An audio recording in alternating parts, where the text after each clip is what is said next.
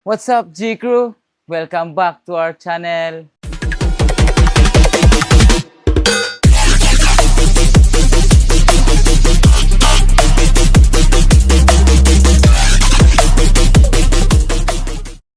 Good day, G-Crew! New day, new build. For today's episode, mga ka-G, is meron tayo dito ang XSR 155 by Yamaha na bobber build. So, yung client natin, siya na po na-provide ng base bike, mga ka-G, and then pinadala niya sa atin. And by the way, he's from Cebu.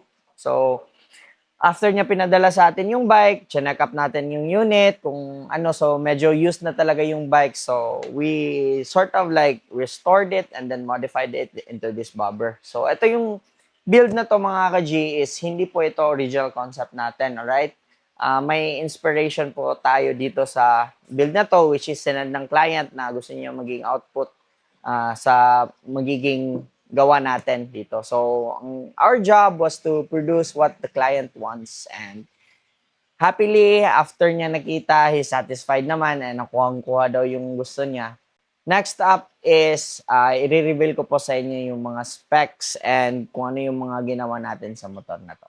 First up, as always mga ka-G, is start tayo sa itaas. So, yung speedometer natin is stock pa din. Yung handlebar is pinalitan natin ng drag handlebar. Ayan. And then, yung grips, yung favorite natin na Vans. Ayan. And then, yung side mirror niya mga ka-G is etong bar end na ganito. One of our best din to. Ang ganda ng quality. And solid talaga yung mirror niya. Yung sa levers niya, pinalitan na po natin itong sa CNC. Ayan. Yung sa clutch. Sa headlight, stock pa din. But, nirepaint natin kasi medyo luman na talaga ang paint job ng motor na to. So, matte, and then, ang body, and then yung brim niya is gloss black. Dito naman sa bracket, actually in good condition to, pero nirepaint ko lang kasi ang gusto ng client, ang makita lang daw sa motor na to is white, black, and silver. So, ang ginawa natin sa bracket na stock is pinowder coat natin and nag-fabricate tayo nitong aluminum plate sa loob para mag-mount ng mini turn signal light na favorite natin, which is this one. Ayan. And then, ni-lowered down natin yung fork. Lowered yung bike para makuha yung bobber stance. Actually, it's not the true bobber stance, but at least nakuha natin yung good na aesthetic looks ng bike. Sa front fender naman mga ka-G is stock pa din but kinut out natin yung likod na part. Ayan, and then repainted it to matte black. And then, etong gloss, repainted na din to. Sa tank naman mga ka-G, nirepaint na din natin to. And then, we mounted a bracket over here sa likod. And then, yung mga attachment niya dito, di na natin kinabit for easier access. So, kung mag-maintenance soon, walang magiging problema. So, ito yung paint job natin. Itong top part, na paint job na din to. Ayan. And then, itong sa side is, yung stock is may pagka-metallic. So, we turn it into this pure matte black upper part.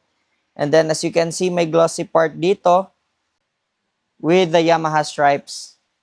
Ayan, so glossy itong part na to, and then we uploaded a video on our Facebook page showing how we did this paint job. And then ito, hindi din po ito sticker mga ka-G. Paint din po ito.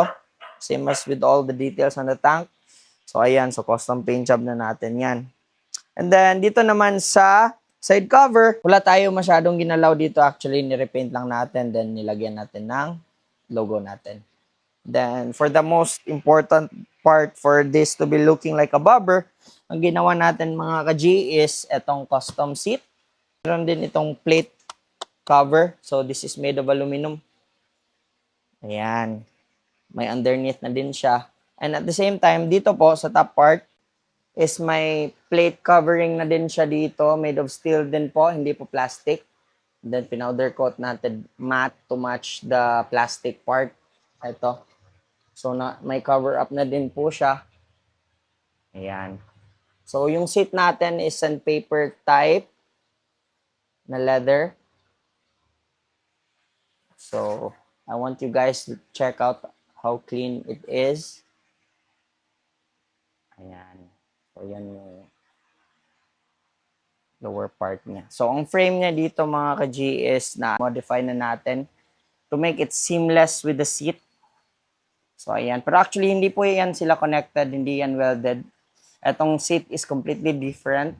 So, may bolt po yan sa ilalim. So, you just have to open these two bolts. And then, makikita niyo may expose na yung dalawang bolts na nakakabit sa seat. So, nakapatong lang po yan dito sa frame. Dito naman tayo sa fender mga ka-G. So, yung fender natin mga ka-G is handcrafted aluminum. This fender is made out of 3mm aluminum plate. And then, hand shape natin to turn it into this fender. And then, powder coated po ito mga ka-G. As well as the other metal parts. So, ayan. Yung bracket niya andito sa ibaba. Then, yung bracket niya dito, multi-purpose po ito. Bale, it's not just a bracket, kundi daanan din po siya ng wire. So, ito yung wire sa taillight and signal lights.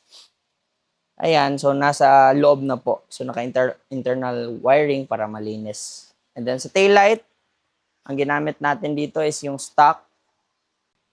We make use of it kasi maganda siya tignan na stock yung taillight niya.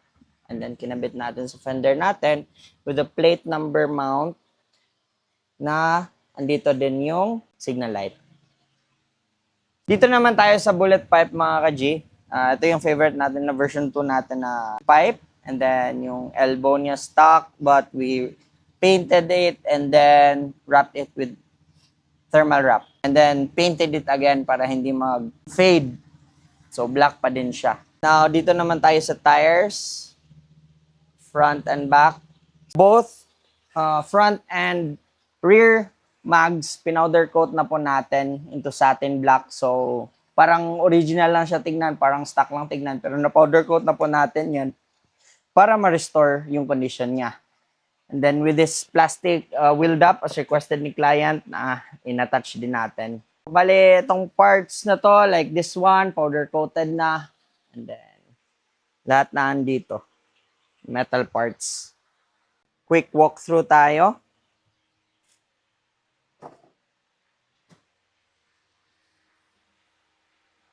Now, dito naman tayo sa sound check and then lights check kung paano yung mga signal lights niya, kung makikita ba ng okay na okay or hindi.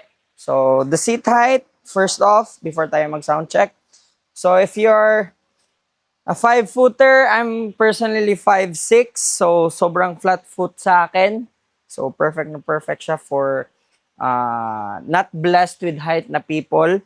So, if you're around 5'2" or something, I think okay na okay pa din to.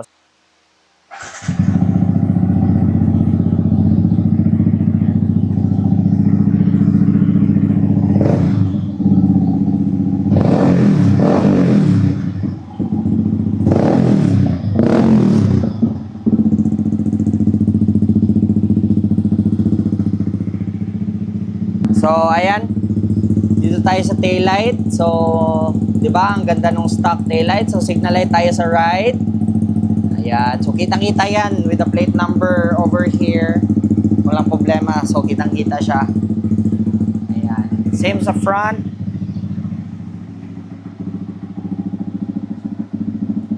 Ayan.